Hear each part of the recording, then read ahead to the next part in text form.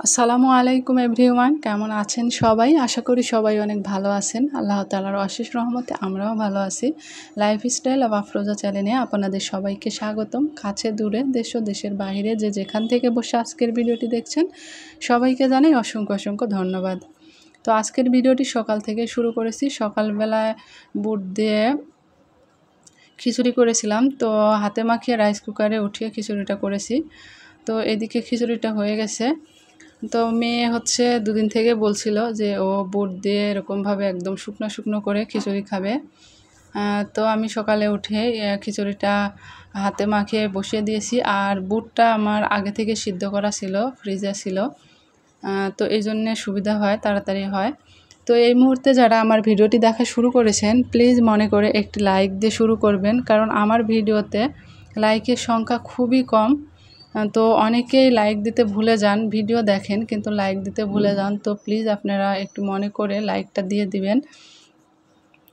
আর এ তো আমার খিচুড়িটা হয়ে গেছে। তো সকালে অফ ক্যামেরায় আমরা নাস্তা করে দুপুরের জন্য রান্না করব। তো আজকে হচ্ছে একটা সবজি দিয়ে দুইটা মজার আইটেম রান্না করব।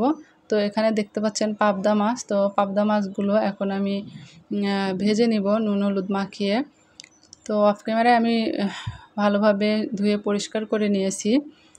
আর এইদিকে হচ্ছে যে ইলিশ মাছ দেখতে পাচ্ছেন, এটা আমার জন্য রান্না করব। মেয়ে তো ইলিশ মাছ খায় না, সে কারণে আমার জন্য হচ্ছে ইলিশ মাছ রান্না করব, আর মেয়ের জন্য পাবদা মাছ রান্না করব। ও পাবদা মাছ পছন্দ করে। তো এখন আমি হচ্ছে মাছগুলো ভেজে নেব।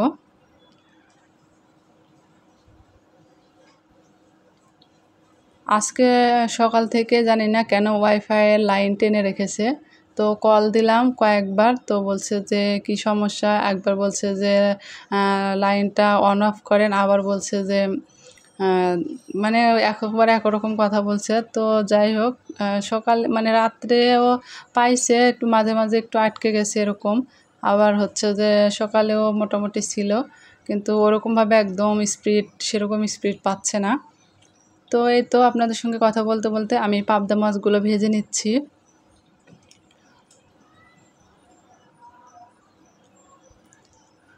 তো পরে লোক বলছে যে আমরা এসে ঠিক করে দিব। তো দুপুরে ওরা খাবার দাবার শেষ করে এসে ঠিক করবে। তো এখন আমি ভয়েস দিচ্ছি। এখন সময় বাজে হচ্ছে যে বেলা 2টা। আমি গোসল করে নামাজ পড়ে নিয়েছি, আর খাওয়া দাওয়া করি নাই, খাওয়া দাওয়া করবো। তো ভাবলাম যে ভয়েসটা দিই।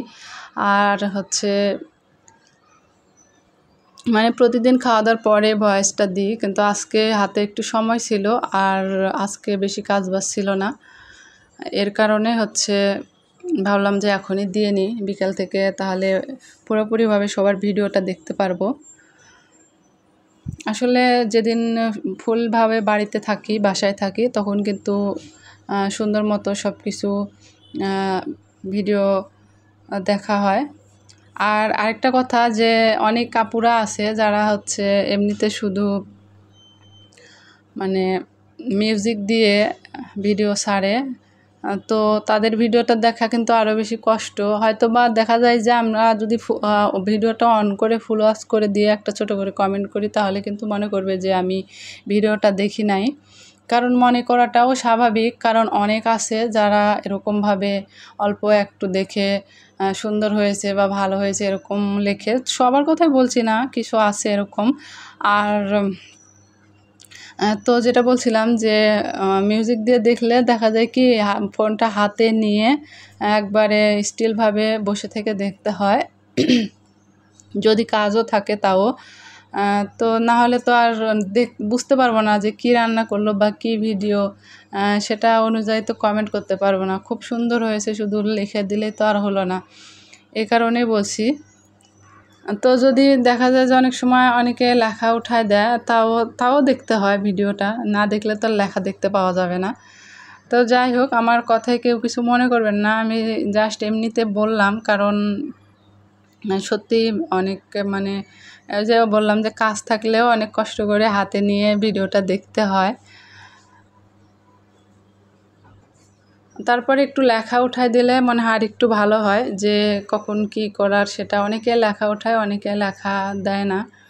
তো যাই হোক, আপনাদের সঙ্গে কথা বলতে বলতে এদিকে আমি মশলা কষিয়ে নিলাম। আর আমি কি রান্না করতেছি সেটাই আমি বলতে ভুলে গেছি, মানে শুধু আপনাদের দেখাচ্ছি। তো হচ্ছে কাঁচকলা দিয়ে 2 রকম মজার আইটেম রান্না করলাম। সেটা হচ্ছে যে পাবদা মাছ দিয়ে কাঁচকলা আর ইলিশ মাছ দিয়েও কাঁচকলা। তো ইলিশ মাছ দিয়ে কাঁচকলার রেসিপিটা এর আগে আমি দেখিয়েছি।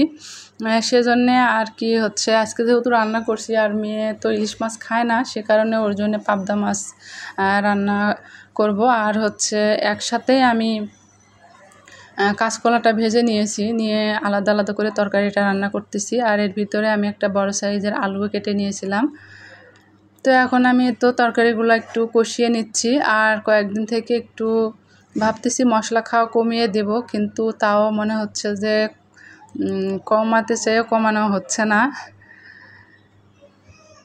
তো এই তো আমি ঝোলের জন্য পানি দিয়ে দিলাম, তরকারিটা কষিয়ে বলক উঠে গেলে এখন আমি তো ভেজে রাখা মাছগুলো দিয়ে দিচ্ছি। তো পাবদা মাছের এই তরকারিটা অনেক বেশি মজার হয়েছিল খেতে। তো আপনারা বাসায় এভাবে একবার ট্রাই করে দেখতে পারেন। আমি এর আগে কখনো কিন্তু এইভাবে কাঁচকলা দিয়ে পাবদা মাছ ভেজে রান্না করি নাই, আজকে প্রথম রান্না করছি। কারণ সকালে মাথায় আইডিয়া ছিল যে আমি ইলিশ মাছ রান্না করব, কিন্তু পরে ভাবছি মেয়ে তো খায় না, আর এমনিতেও একটু অ্যালার্জিরও হয়তো প্রবলেম হয় ইলিশে। এর কারণে ভাবলাম যে না, সেটা বাদই রাখতে হবে, ওকে এভাবে খাওয়ালে আবার অসুস্থ হয়ে যাবে। তো এই তো আমার কথা বলতে বলতে রান্নাটা প্রায় হয়ে আসছে। তো ভিডিওর এই পর্যায়ে এসে আবারও আপনাদের একটা কথা বলি যে যদি লাইক দিতে ভুলে যান তাহলে প্লিজ মনে করে একটি লাইক দিয়ে দিবেন।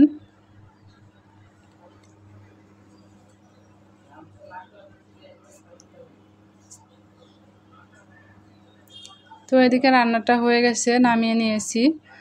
আর আমি এখন হচ্ছে আরেকটা তরকারি রান্না করে নেব। তো এটার ভিডিও বেশি একটা করিনি, শুধু জাস্ট অল্প করে কিছু ফুটেজ নিয়েছি।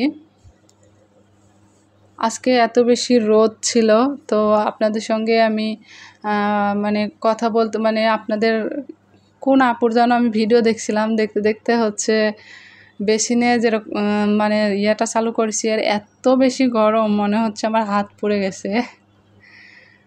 মানে হাত জ্বলতেছিল আর কি অনেক সময় ধরে, মানে একদম টানা রোদ লাগে, তো তখন বেসিনের ওই পানিগুলো এত পরিমাণ গরম আসে। তো যাই হোক, এদিকে আমার হচ্ছে ইলিশ মাছটা প্রায় রান্না করা হয়ে গেছে। আর আজকে আর ডিটেলসে দেখাবো না, কারণ ভিডিওটা অনেক বেশি বড় হয়ে যাবে, আর আমি খুব বেশি বড় ভিডিও দিই না, আপনারা সবাই জানেন। আর আমি আপনাদের পাশে থাকবো ইনশাল্লাহ, আপনারা আমার পাশে থাকবেন। তো সবাই ভালো থাকবেন, সুস্থ থাকবেন, আল্লাহ হাফেজ।